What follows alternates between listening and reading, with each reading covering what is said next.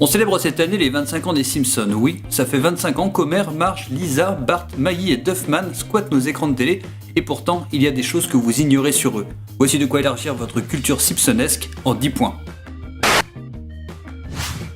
Seuls Maggie, Bart et Lisa ont des cheveux en pique. Au départ, d'autres personnages avaient cette coupe, mais les scénaristes ont décidé de tous les virer afin de faire plus ressortir les enfants Simpson. Si vous cherchez bien, il y a quelques épisodes de la première saison où l'on peut repérer un personnage arborant cette même coupe, et effectivement, ça fait bizarre. Vous vous rappelez peut-être de l'épisode où Homer se retrouve dans un hôpital psychiatrique. Si vous êtes fan, vous savez que c'est Michael Jackson en personne qui a doublé le personnage du gros monsieur. C'est Michael lui-même qui a contacté Matt Groening pour pouvoir faire le rôle, à la condition que son nom n'apparaisse pas dans le générique.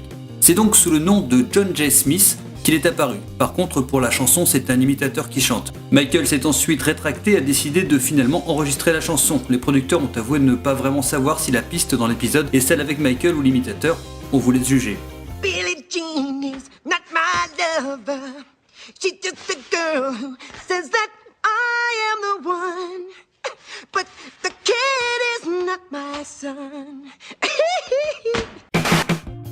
847,63. Oui, on sait, c'est un chiffre et pas un point, mais c'est un chiffre que vous connaissez puisque c'est le prix que vous voyez s'afficher chaque fois que Maggie est scannée à la caisse. En fait, d'après Matt Groening, le chiffre vient d'une étude de 1989 qui a tenté de déterminer ce qu'un enfant en bas âge coûtait à un foyer américain en un mois. Il est d'ailleurs actualisé tous les ans, c'est pas donné le bébé.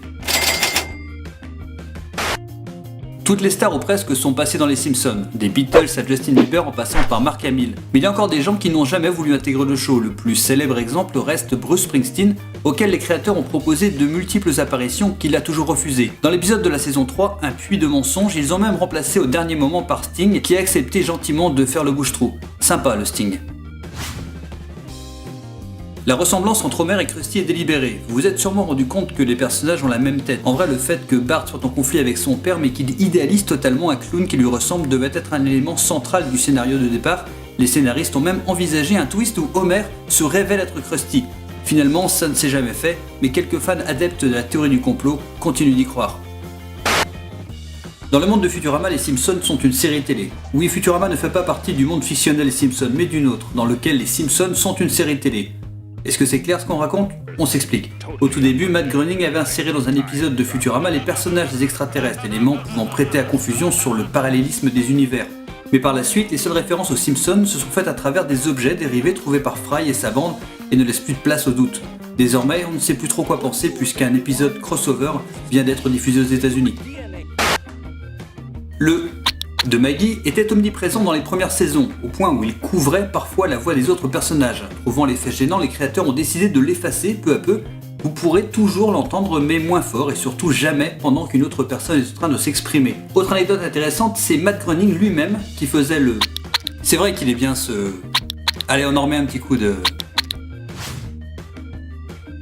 Tous les personnages des Simpsons ont 4 doigts. Oui, je sais ce que vous allez me dire. Oui, mais ça on le savait déjà, espèce de petit salopard. Alors d'abord, je vais vous demander de vous calmer, ensuite vous ne m'avez pas laissé terminer, car il y a un personnage qui lui en a 5, comme nous.